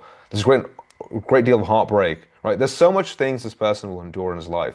So I agree that there is so much suffering, and losing a family member or losing someone you really care about, it's not a small thing. It's really not. I think we don't want to trivialize it. But at the same time, I think, yeah, this meditation can really sort of help bridge that gap with all the pains you endure. And I think a proper meditation practice is really the way to bridge that gap. And this is not to say this justifies causing now, oh, you have a meditation practice, that means you can cause people whatever horrible suffering, just meditate and get through it. That's not justify. I'm not saying that. I think it's also like a practical question of how, like these monks have this practice. They're from early childhood they go through this meditation. Right, they're very good at doing what they do. Right, this is not something that you and I can ever achieve. This level of Yeah, whatever, walking on proficiency the with it. poles. I mean, I mean, yeah, they do kind of develop this as a sort of a skill Yeah, set. Like how much suffering can I it's a put up skill with? set. Yeah, it's a skill set of how much. Yeah, how to endure. Yeah, meditation itself is not particularly um, enjoyable always either. Like when you do very long sessions and stuff. But I think yeah, that is the way to sort of bridge this gap. And I think just looking at it holistically, I just don't buy the fact that I don't think that holistically life is just not worth living at all, and just having a life where just non-existence is just the optimal. So I think that's what I think, and I think the sort of the meditation practice is really how you bridge that gap. That's sort of where I land, and that's why I'm not an anti-natalist. I think, yeah, that's basically where I stand. Yeah, I mean, for myself, I don't meditate regularly. I would like to start, I mean, but neither do I. Frankly, yeah. it's So embarrassing. So, what do I want yeah, to say? Yeah, right. But I wouldn't want to say that like I need that in order for my life to be worth the suffering. Like I still think it's worth it. Like even if you're not exposed to Buddhist thought ever, which many people aren't, the majority of the world probably isn't. So yeah, you know, I would say that there's something left there. Like, but yeah, nonetheless, I think yeah, definitely more than any other belief system, they really have refined that ability and can be yeah, kind of seen as you say, like kind of the way forward, like a way to progress, make humanity progress. Um, yeah. Human civilization is to sort of maybe bring some of those ideas more into mainstream and spread them and have people adopting them. more. Yeah. And I mean, sort people of doing it. Yeah. actually, I should mention what's his, is it Stephen Hayes? There's a form of psychotherapy called acceptance and commitment therapy. It was relatively recently developed, and it is based off of, to my understanding, some of this Eastern thought, and it has a lot of robust support for it. Like cognitive behavioral therapy, people have like positive outcomes from this. I myself, I've worked with a few, like I think it was one therapist or so um, who used it, and like there was an interesting like thought experiment you had to think of where um, it's kind of the idea. It's very similar to Buddhist thinking of like consciousness as a sort of a flow of phenomena. All of thoughts, it's a sort of a flow of phenomena. It's just like we often like have these value judgments like very immediately like about one thought about like one potential and this, and we immediately have a value judgment. Like the ACT therapy, acceptance commitment therapy, sort of opposes that. So like why do you always need to immediately like assign the value, like, oh, this is good, this is bad? Like, and you just say it is.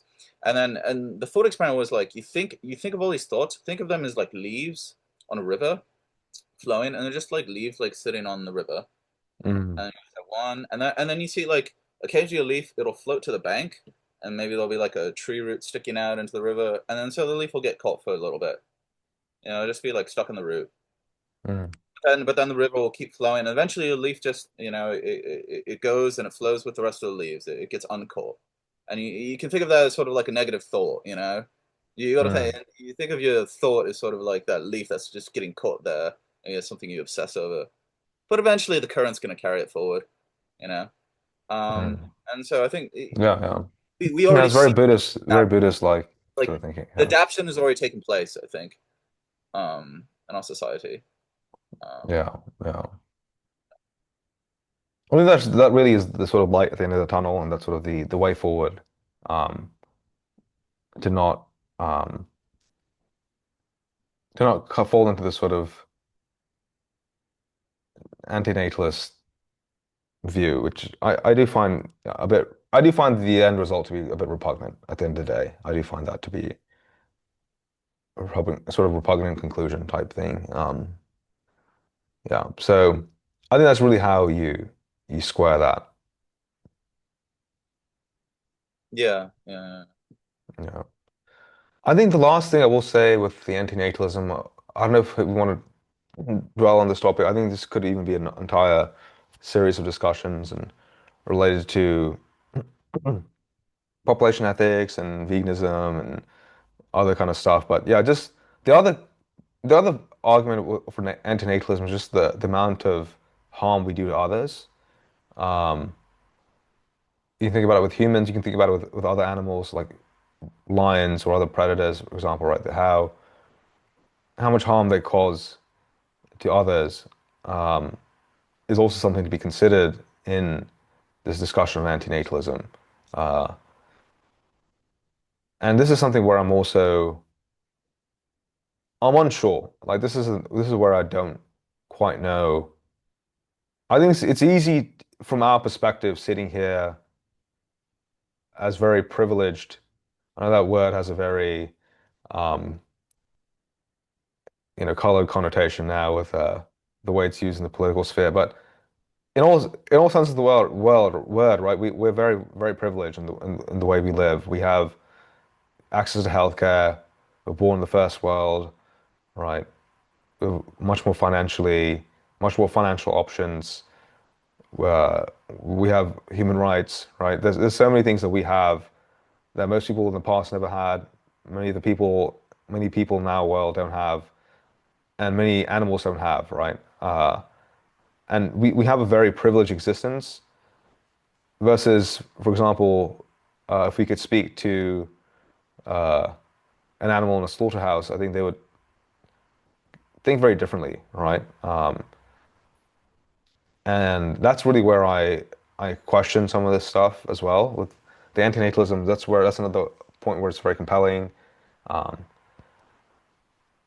the amount of harms we do to the environment, not just in terms of raising temperatures, but chemical spills and uh, nuclear testing that we as taxpayers have funded. just horrible ways of just yeah, thermonuclear bomb in the ocean, just animals just boiling alive uh, in the ocean, like things, just horrible, horrible things that we've done um, Yeah, I mean, to others. It's just very bad suffering.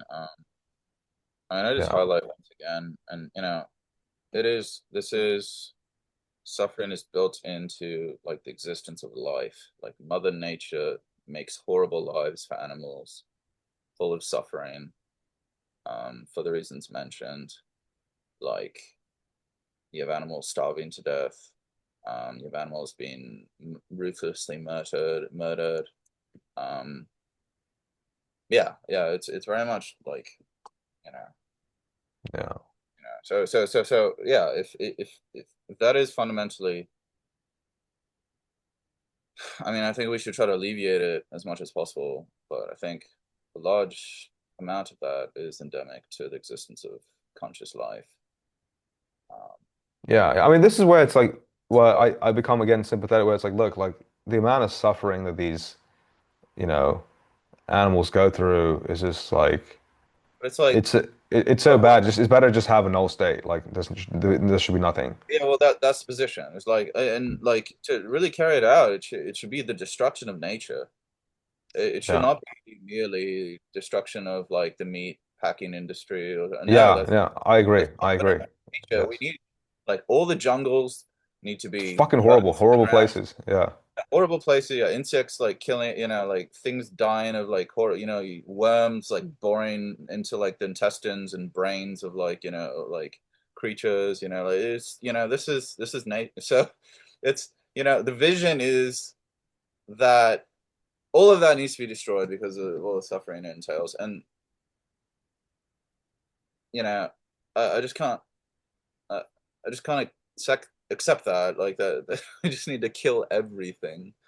um Yeah. yeah, I think yeah.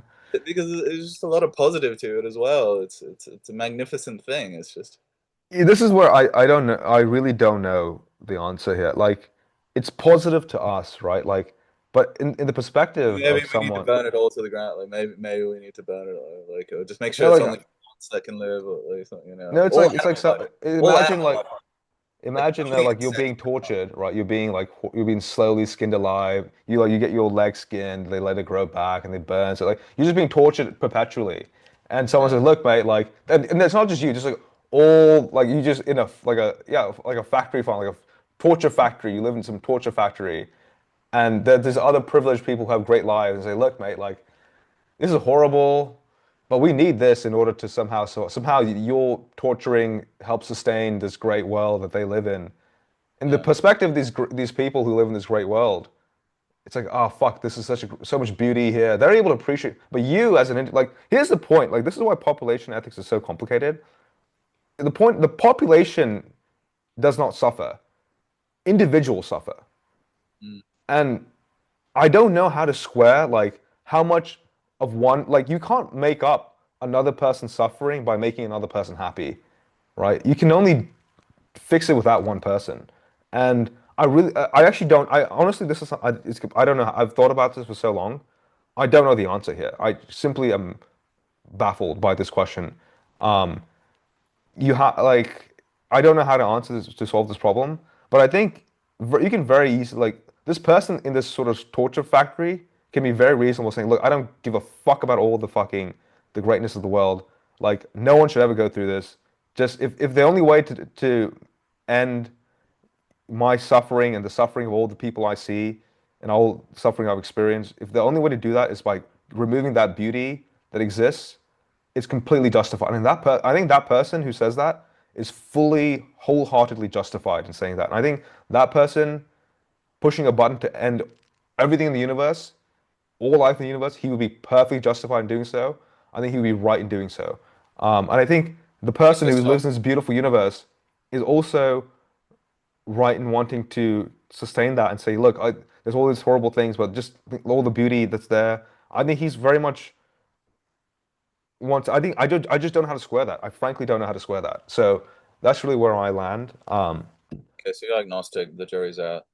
I think the jury's out. I think yeah, just we just Well, don't like we have not experienced the horribleness that exists. We have not we've like the worst thing we've ever experienced. It's just it's so mellow compared to what horrible things that exist out there that I just don't think we are fit to make this call. Like talk to people who fought in horrible wars and done horrible things themselves in order to survive and witness horrible things uh and see how they feel, right? Like it's that it's there's so much I mean, in terms of the way they feel, they usually overcome it like more often than not.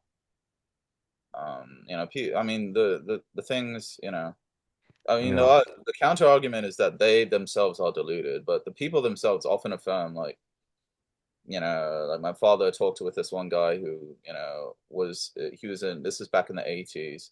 He said, I was glad that I got AIDS. It was a death Mm, sentence, but he said, like, it was a good thing that I got AIDS because I was living such a degenerate life. Um, yeah. people do this, or my cancer diagnosis was a good thing because now I value life. And I mean, this is very common, like sort of probably Yeah. just people are meant to adapt in this way, I think. Our psychology is kind of built for that. Yeah. So No, I'm probably, talking more about like the people who've just been like tortured and stuff like that. Like that those sort of like horribleness. Yeah, like yeah, the fucking like rape of Nanking, like the horrible tortures that the yeah, Japanese inflicted on. Yeah, yeah, I'm talking about these sort of things, the sort of extreme suffering. I yeah, that yeah. But will I mean, you have continue. like Holocaust survivors, right? It's as bad as it gets, like Viktor I Frankl. think I think it's worse, much worse than Holocaust, mate. Like the tortures, like yeah, these people. I But think that's there what was I'm saying. Like, if you, I mean, like I guess they most were of not them, like tying people up and vivisecting the Jews, as far as they were. Like Dr. okay, Mengele was. He was like slowly freezing them. He did all these like experiments. So I mean, it depends like who yeah, you are. okay, yeah. Well, I guess for some of them, some of the Holocaust Yeah, survivors, yeah, yeah. yeah. Um, But like, I, by the I'm yeah, comparing like horrible. I'm not trying to what's thanks. the word like minimize the horrible things they've experienced. But I'm just saying, yeah, there's a whole range of suffering. But one thing I will say, again, this is again maybe too naively optimistic, right? We're probably in terms of what technology can possibly achieve. I think we're very much in like the rudimentary stages. Like, if you imagine, let's say we live in a world where our technology advances enough. I think in terms of nature, I think one thing that can make me much less anti-natalist is if in terms of like if here's why I'm so against this idea of the virtuous like God as being all virtuous. Look, if you wanted to be all virtuous and have free will, I think here's a way to make the world so much better, right? Like in terms of wild animals, right? Like if you experience a certain amount of pain or like you're experiencing some pain that by fighting you'll never get cured of, your just consciousness goes out. You don't like you're getting eaten by a lion. You just like at some point you're fighting it. You're not gonna make it. You're not gonna be able to escape. You're out. That's it. Right? You don't have to endure being eaten alive for Yeah, that's minutes like, on end. Right? yeah. Or If we could like pinpoint every single instance of like unbearable suffering of like all animals, because there's or just animals. have insert like some sort of gene, right? That you Fundamentally, insert a virus that fundamentally changes the way we it suffer. applies Like to animal all life, but animals to suffer the animal lives just animals just don't suffer. Be like you're getting eaten by a parasite. At some point, you can just check out. Like that would make. I think if we could, I think look that the point is, it's technically possible that we might be able to achieve that someday. And just as a again back to pragmatic grounds, if we're we're not. anti-natalists, if all humans just go extinct, that'll never happen. The wild animal suffering will continue into perpetuity. No, Um, it's built into animals because animals are like able to react to the environments. That's why they have the suffering. It's a product of the conscious. Like the fact they are sentient beings, they are conscious. Like we don't say. Some people try to say that plants are conscious, things like this. I don't buy it. I don't buy it. Yeah, Yeah, one thing is I don't think it's fair to say that they really suffer, and people try to claim this too that the plants suffer. Like, I think it's very sort of woo-woo sort of thinking. But this is fundamentally like an animal problem in my view. So Yeah. yeah, I mean, we have the discussion about insects suffering. Do they suffer? Like, is their nervous system like attuned enough to suffer, etc. But yeah, I don't know. Fish, and above, I think it's fair to say. Yeah, it'd be great if we could find that point of like unbearable suffering and like just extinguish the life. But Yeah, no, exactly. I think the point, what I was saying with the whole ending the suffering, finding the point of suffering, like you need pain, right? We talked about this earlier. Pain is necessary for living a life. Like you need to know, or else I think they even talked about with people who got like what is that disease? Fuck, leprosy, right? A lot of the reason why people who with the lepers have a lot of their limbs, their fingers and limbs amputated. It's not a direct cause of the leprosy. It's because they stop feeling pain. They can't tell that they're just constantly injuring themselves. They injure it to the point where it's fully irreparable. So pain is necessary, but I think there's a certain point we've like the amount we can experience just a great deal of pain, and it's not really any more conducive for our survival, right? Like there was no evolutionary reason to reduce pain after a certain point because you're going to get killed anyways, and having less pain at that moment didn't really help them.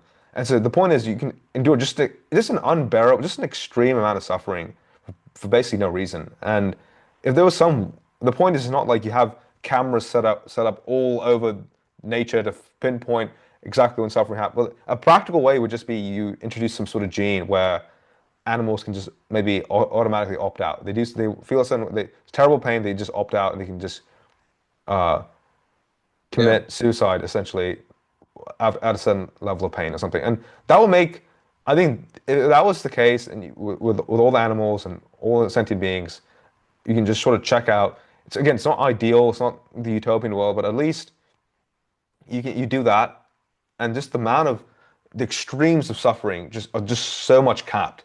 And I think that can be, it's actually I think that could be a possible thing to do, and it's the most realistic thing. It's possibly realistic to do at some point in the future. Um, Obviously, very optimistic, but I think, yeah, if we continue to flourish, maybe such a thing might be possible. And barring, just nuclear destruction of the entire planet, that's probably the only way to fully eliminate life. Yeah, just constantly bombard it with nuclear bombs. And there's life hundreds of miles underneath the surface. I'm not sure how you're going to get rid of that. Um, and no, it would there would be creatures that would I don't know evolve to survive. I know apparently cockroaches. Like people say that if we had nuclear winter, everyone would have to live off of cockroaches as only things that will survive. So yeah, yeah. No, but you just nuclear like they'll survive the radiation, but not going to survive the actual blast. The only way I don't know how you'd get rid of all life on like you have to do some horrible thing to end all life on the planet. So just on a practical level, it's just not possible. And you yeah, as humans deciding to go extinct, it's not going to eliminate the vast amount of suffering in the natural world. Um, so because of that, just on just practical, realistic grounds, I just don't think antinatalism is feasible. It's a great sort of thought experiment. I think I got great deal of value from it. Thinking about these things in this way, like I mentioned earlier, it's one of my favorite podcasts with Sam Harris. Made me ask questions that I've never asked before. Very valuable discussion, but I think the end result is just very impractical and more dystopian than the world we live in today. And I think all we can do is have children responsibly. That's really the solution here.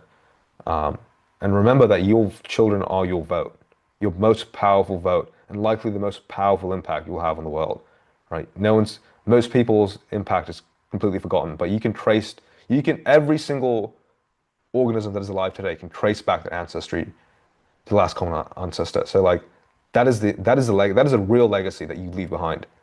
And by opting out, you're really ending that branch is ending with you, and you have to really think about that's a very big decision you're making, and that's something you have to really think deeply about. And that's where I will end it. Well, here, you're preaching to the choir. So Not more to say with you. Yeah. yeah, I am a life affirmer. So yeah, Yeah. life affirming. Yeah. All All right. right. Well, on that note, thank you for I think joining.